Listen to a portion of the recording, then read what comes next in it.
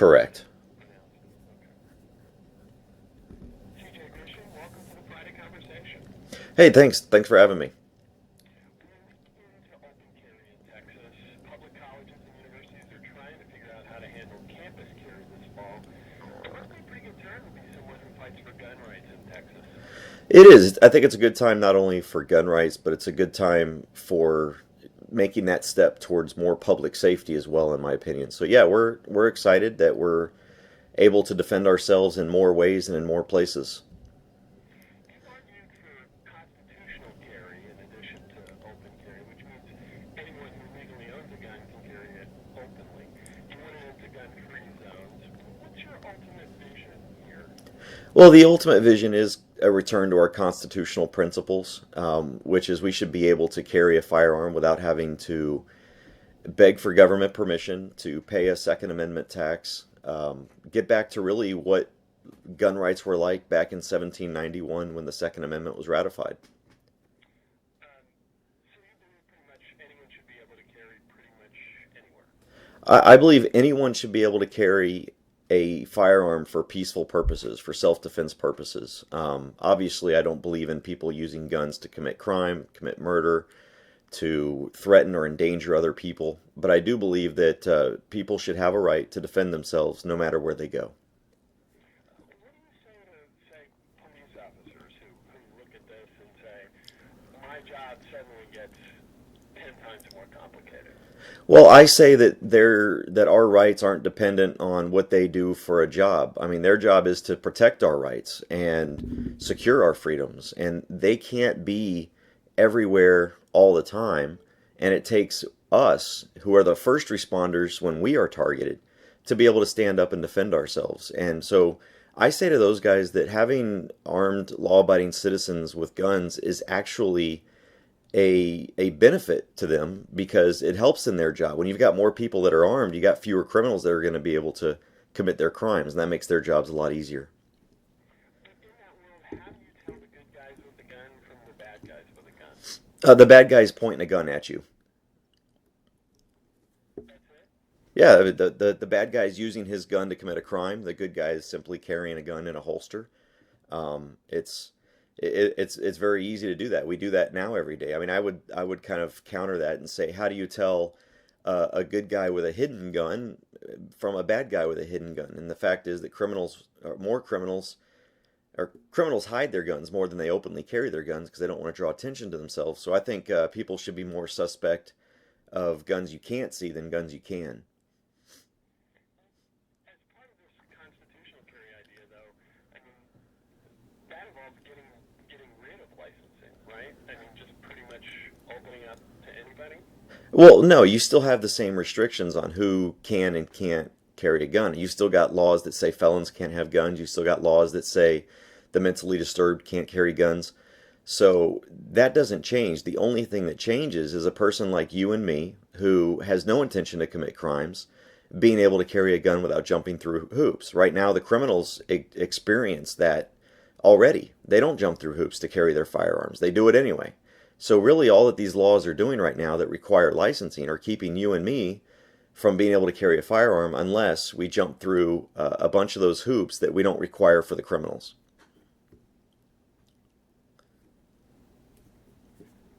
Okay.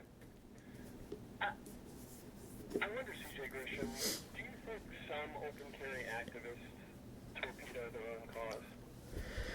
I think the problem that we have is that some people try to blame open carry activists or any gun rights activists that do stupid things, and they try to blame it on everyone else. I think the only people that are a detriment to their own cause are the people themselves.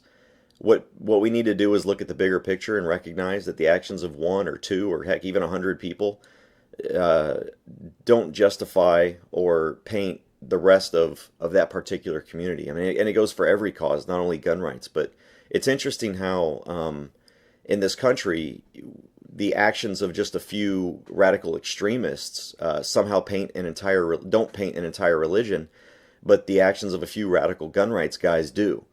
I think we've got to get past that and recognize that they are exceptions to the cause, not the cause itself. This week, President Obama announced a series of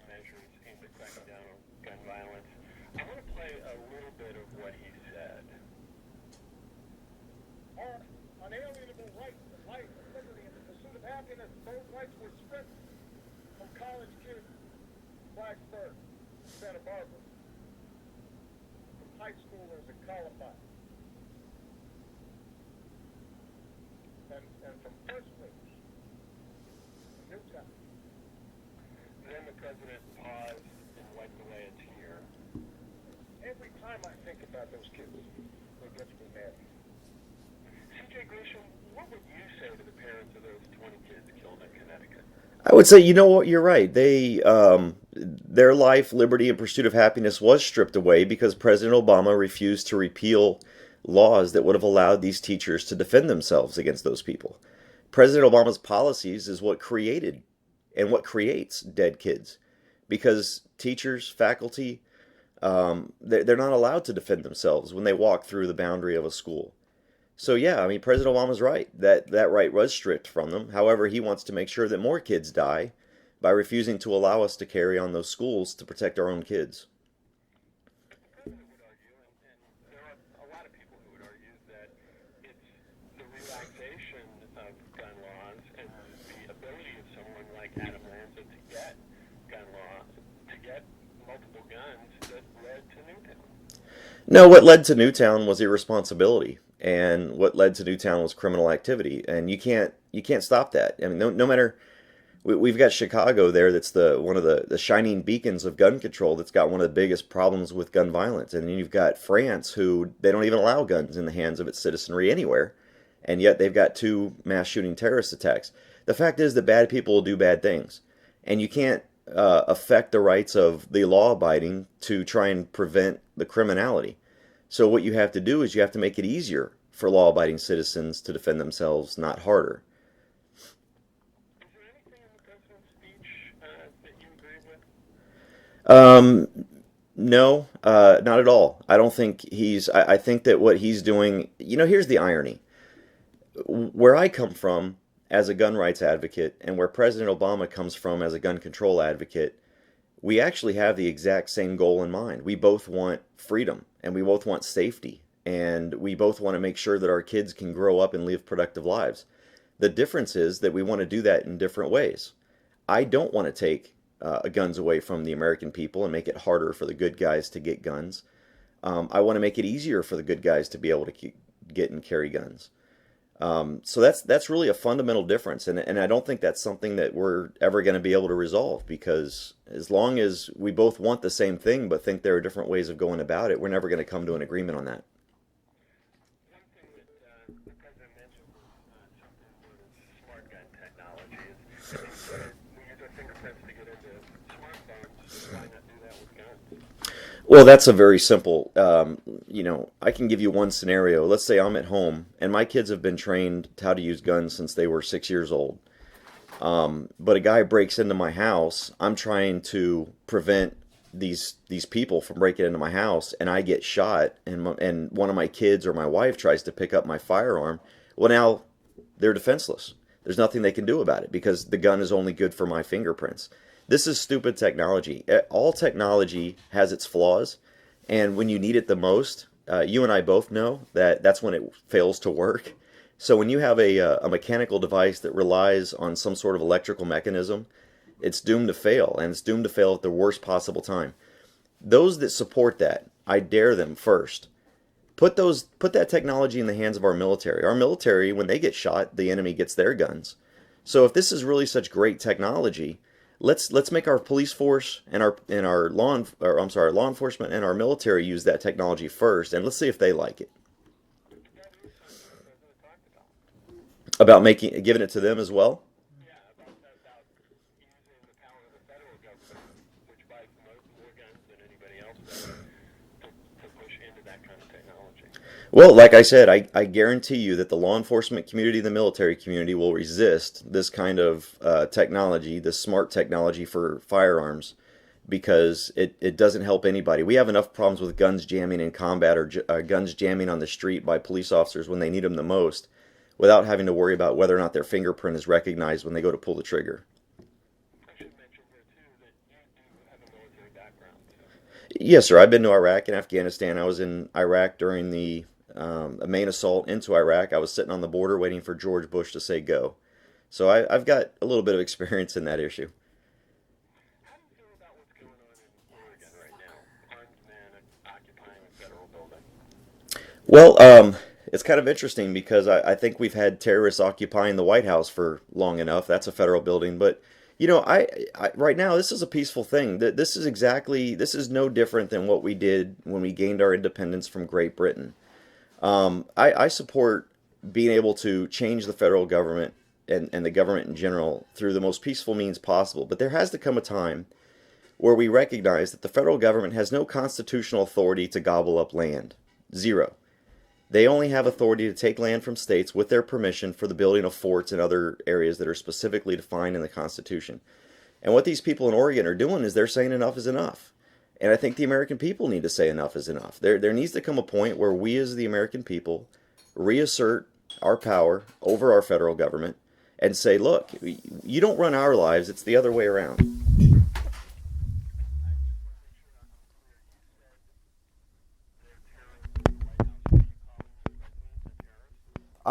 Well, I am. He's trying to right now terrorize the American people into giving up their gun rights. I mean, the terrorism comes in all kinds of forms and fashions, and I'm being very facetious, yes.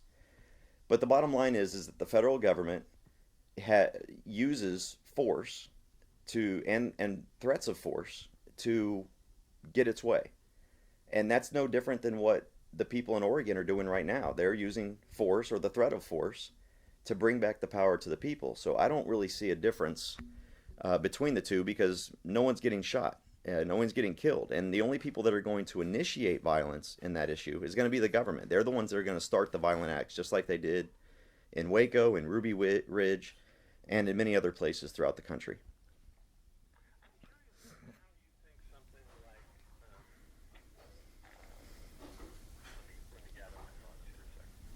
Sure. I'm curious how I'm curious how you think something that I'm curious how you think something like, say, the protests in Baltimore might have played out in a world of like wide open carry. Where everybody can carry? Right. Well, look, the when you really boil this whole thing down about the Second Amendment is one of its main purposes is to keep government in check. And that's it. The whole point of us having the right to keep and bear arms is to ensure we don't become an Iran or we don't become a North Korea or we don't become a China or any other country that's out there like a Cuba where the government has free reign over all of our rights. That's the main purpose of the Second Amendment. So, but keep in mind, it's also the responsibility of the citizenry to use force only as a last resort. The right to keep and bear arms is a defensive mechanism. That's it, just a defensive mechanism. We don't have the right to go around and use guns to threaten the populace and to push our agendas. What would have happened in Baltimore, I think, if the people whose shops were being destroyed, whose businesses were being destroyed, whose homes were being destroyed, would have exercised that right, there probably would have been a lot less destruction. And a lot more death. And you know what? That's the fault of the people who are threatening the lives and livelihood of others. That is not the fault of the people defending their property. And if people want to decide to put their lives on the line in order to further some political agenda, then that's exactly what they're going to be doing. And I guarantee you that when they are faced with death, that they won't conduct those acts. That there's a saying that an armed society is a polite society. George Mason, I believe, said that. I might be wrong on the person, but an armed society is a polite society. And what that means is that when somebody has to back up their actions with their lives, they're more likely to be nice about it. Let's talk about campus carry in Texas a little bit.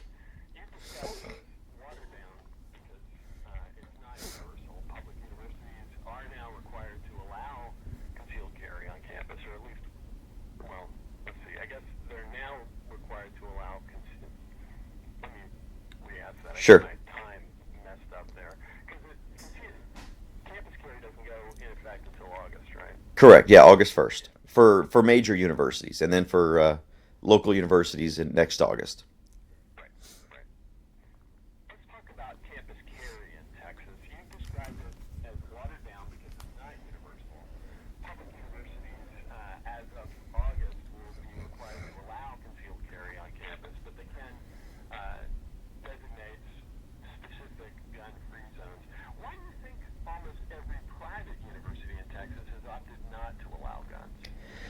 I think it's because they've been given that opportunity and the ability to do that. And quite frankly, I support private property rights.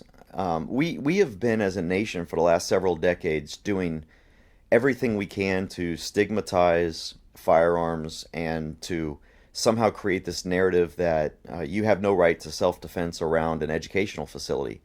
And that brainwashing has worked. It's paid off in spades, and we see that because now that campus carry is legal in Texas, but there are carve-outs for it. Those that have the carve-outs are using those carve-outs to again prevent guns on campus instead of using that as an opportunity for education. And that's what we need in this country. We need our schools, our universities to bring back gun awareness and gun education instead of gun fear. And that way we can start to overcome a lot of these problems. You know, some of these people, we've got problems now with children who are accidentally shooting themselves. First of all, because of the irresponsibility of the parent and leaving a gun where it's accessible, but also because they're not educating their children about what guns are good for and what they're not good for and when they should be used and when they shouldn't be used. And like I said, my kids have used guns since they were 6. They know not to touch any firearms. They know where my guns are if I'm not home and someone breaks into the house, and they know how to access them, and that's okay. But they also know not to touch them because when they were 6 and 8 years old, I helped them to shoot a gun for the first time, and it scared them because they saw and felt what that thing can do, and so they don't touch them. They know how to use them safely. But with the fact that they're choosing to opt out of the ability of its students to carry, it just shows that this sort of social engineering that guns are bad has really permeated and into the farthest reaches of society, and that the only way we're going to be able to overcome that is through legislation. Because if we leave it up to the schools, then they're going to continue to further this agenda of gun-free areas. But if we're furthering that agenda, I think a lot of people who've been to college have a kind of gut reaction like, wow, if that guy across the hall from me who was kind of depressed and was living on the edge back then, if he had been allowed to carry, that could have been a disaster. Yeah, it's always woulda, coulda, shoulda, which is what kind of makes me laugh a little bit. You know, it's amazing how the opponents of campus carry come up with all these reasons about what people might do and could do and should do, and I think that displays a very low opinion of society and the human race. Millions of people every day carry firearms and they're depressed, and millions of people carry firearms every day and they get into arguments, and millions of people carry firearms every day and they have stressful days, and they don't shoot anybody. And so we go back to, are we blaming a whole bunch of people based on one person? I mean, I've got a lot of survivor's guilt from my combat experience. I've got PTSD, and which is an anxiety disorder, and I get a little on edge when there's loud noises or I'm in a crowded area. But never once have I thought to pull out my firearm. I've been in some very heated discussions. I've had a guy come up to my window and practically threaten me in my car, and never once did I bother to go for my gun. So this idea that, well, schools are contentious places, and kids they're in their volatile times of youth. Well, the majority of kids don't kill themselves. A lot of students are depressed, but that's where you learn how to deal with stress and deal with depression is as you're growing up, and you can't blame one student because another student may or may not use a firearm to hurt himself. I should mention something here. You're talking with us from your home in Temple because KERA does not allow guns in our studios, and you don't go to places where you can't carry a weapon. Right. If I can't defend myself from a threat, I will not go there. I don't believe in gun-free zones. I don't believe that they deserve my money, because quite frankly, there is not a single place in this country that is immune from criminal activity. And while it may be a rare instance in which that place is targeted, the fact of the matter is I don't want to be a victim. So I won't go to a business that doesn't allow me to carry a firearm in self-defense. I won't go to a store. I won't go to a studio. And the only place I will go that I can't have a gun is where I don't really have a choice, and that's certain government facilities. It's not like I can pick another place to go and do business if I have to pay for my trash or go to a court date or something like that. Government has a monopoly on some of those things, so I can't really help it. But when it comes to a business, I will not go there because I will not go someplace that I can't defend myself and I can't defend my family. And yeah, unfortunately, the studio is a gun-free zone, and even though I want to talk about gun rights, it's kind of hard to talk about gun rights in a place that doesn't respect them. Do you worry about risking your effectiveness by drawing that kind of line? Not at all. I think I'm a little more effective as an armed citizen at a place where I'm able to be armed. But I think it's important that we as gun owners recognize and sort of vote with our wallets that when we talk about these places, we need to ensure that the American people understand that it might sound good that you can't have a gun in a park, or it might sound good that you can't have a gun at a Whataburger. But all you've got to do is a simple Google search and see that criminals target Whataburgers with armed robberies. Criminals target parks for rape. Criminals target every single area of our society, and therefore we should be able to defend against that. Again, I said the Second Amendment is about self-defense. That's what it's for. The Temple Daily Telegram reported this week that there are questions about your personal concealed handgun license. Do you have a Texas CHL? I don't. What kind of license I use is between me and the state. I carry legally every single day, everywhere I go. I do not break the law. I started Open Carry Texas as a way to push for the safe and legal carry of firearms. And so I believe in the legal carry of firearms. I carry legally every day. That's all that anybody needs to know. If I ever get stopped, that's between me and the police officer. And I guarantee you that I'm not going to get arrested for carrying a concealed or open firearm. I wonder. I wonder about your personal future. You announced in August that you were running for state senate, and then you withdrew a couple months later. Are you planning or looking at a future in politics? I will always be involved in politics at some level. I think I'm a little more effective as an outsider in rallying other people to do something. I don't really want to be a politician. I really like holding politicians accountable. But if there's a need, which is what I saw when this race opened up, if there's a need, then I'm going to try and fill it because I want to make sure that freedom is expanded. Thankfully, there was another candidate that I felt was doing exactly what I wanted to do, and so I dropped out to endorse him. But I've been involved in politics for years, whether it was um, talking about my experiences in the Iraq War, whether it was pushing back against the Westboro Baptist Church people who were going around saying thank God for dead soldiers, whether it was the education system when I was in Alabama. I've always been very involved in keeping government in its place, and that's something I will always do. And maybe at some point I'll have to do that from the inside, but I prefer to be the guy on the outside that holds everybody accountable. CJ Grisham is the head of Open Carry Texas. He joined us from his home in Temple. Thanks for taking the time. Thanks, I really appreciate it, and you guys have a great new year. Just hold on just a second, CJ. My producer's talking in my ears. Okay.